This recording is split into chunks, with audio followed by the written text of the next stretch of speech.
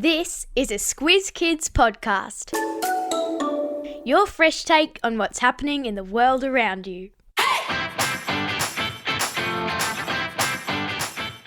Each week we give the world globe a spin and see where we land. Then we take the kids of Australia on an audio excursion to visit that country and its people.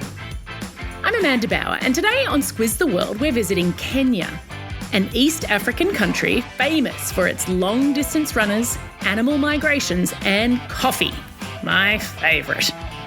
So strap yourselves into the Squiz Kids Superfast Supersonic Jetliner as we head off to Africa and take a squiz at Kenya.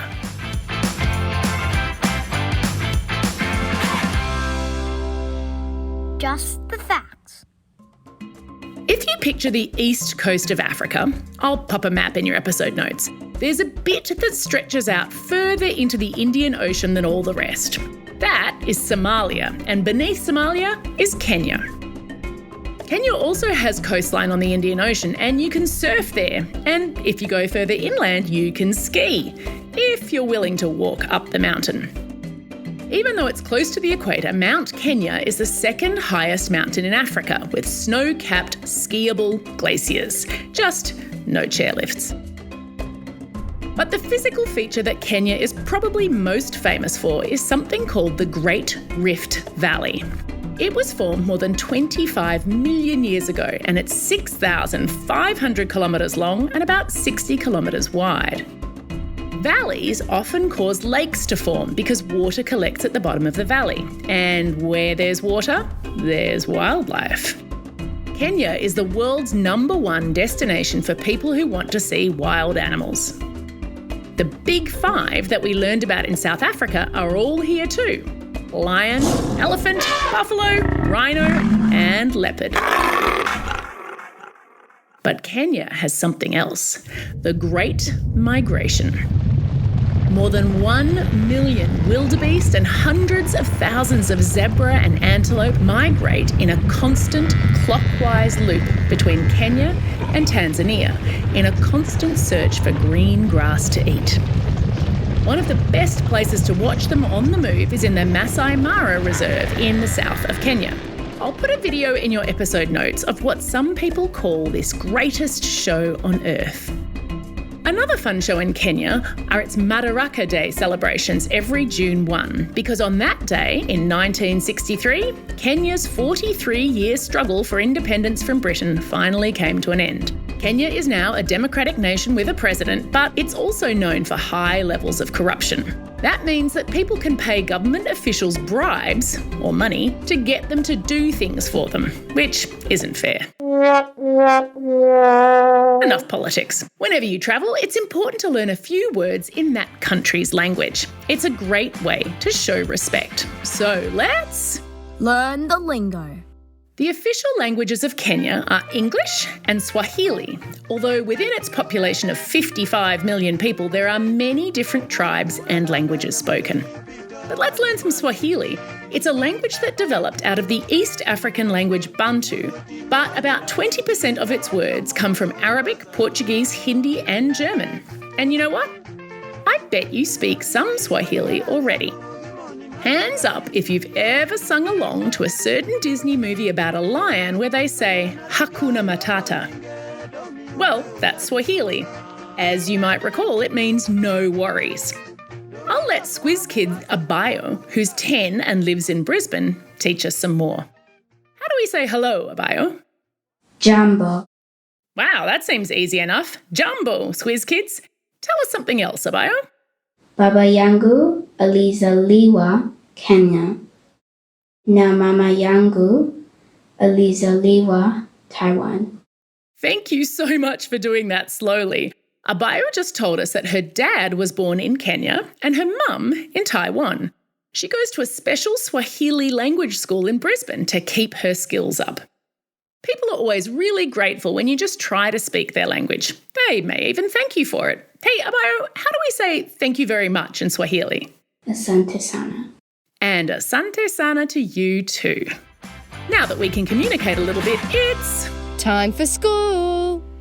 In 2003, the Kenyan government introduced free primary school for all kids. Yay! That's a good thing, of course, but the government didn't build any more classrooms, nor did they hire any extra teachers. Well, you can imagine what that led to. Overcrowded classrooms. Before 2003, the average primary school teacher had 40 kids in their class, which is a lot already.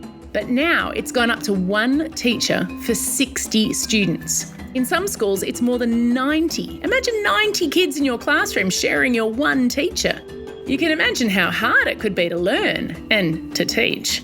On top of that kind of overcrowding can be dangerous if there's a fire, or, as we all know by now, a pandemic. Diseases can spread easily in crowded classrooms. Let's hope those problems are sorted out soon. Meanwhile, anyone in Kenya who can afford it sends their kid to a private school.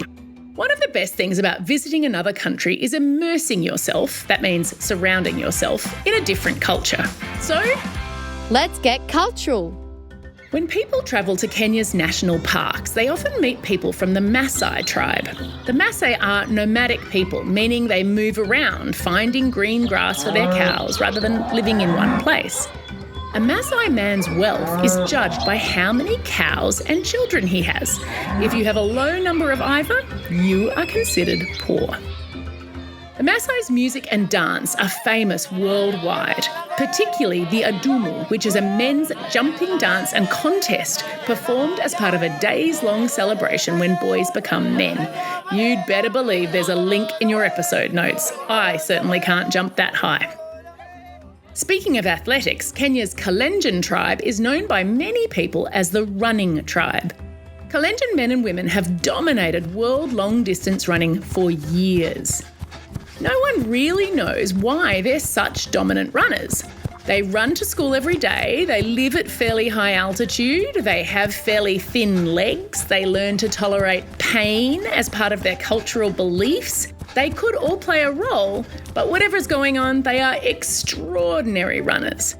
There are 2 links in your episode notes. One to some slow motion footage of Kenyans running in the Buenos Aires Marathon in 2018. Just look at how they run, it's just beautiful to watch.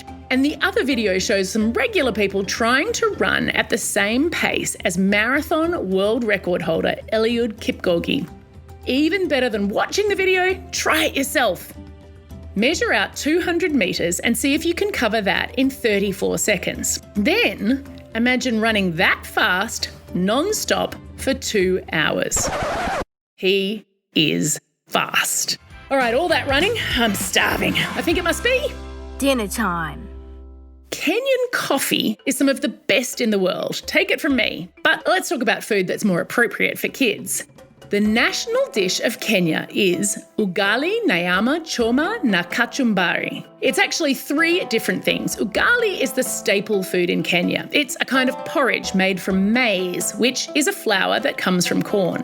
Nyama choma is grilled meat. Kenyans prefer goat, but you do you. And kachumbari is a type of salsa that's served with it. I'm intrigued by the way they soak the onion for the salsa so it doesn't leave that oniony taste in your mouth hours later. Check out the recipe in your episode notes. You learn so much from travelling. Time for the quiz. This is the part of the podcast where you get to test how well you've been listening. Question number 1. Hakuna Matata is in what language? Yeah, that's right, Swahili. Question number 2. A Maasai man's wealth depends on 2 things. What are they? You got it, cows and kids. And question number 3. Ugali is made from maize flour, which comes from what plant? You were a very careful listener if you got this one. It comes from corn. That's all we have time for today. Thanks for staying curious about the world and joining me on this incredible trip to Kenya. Now get out there and have a most excellent day. Over and out.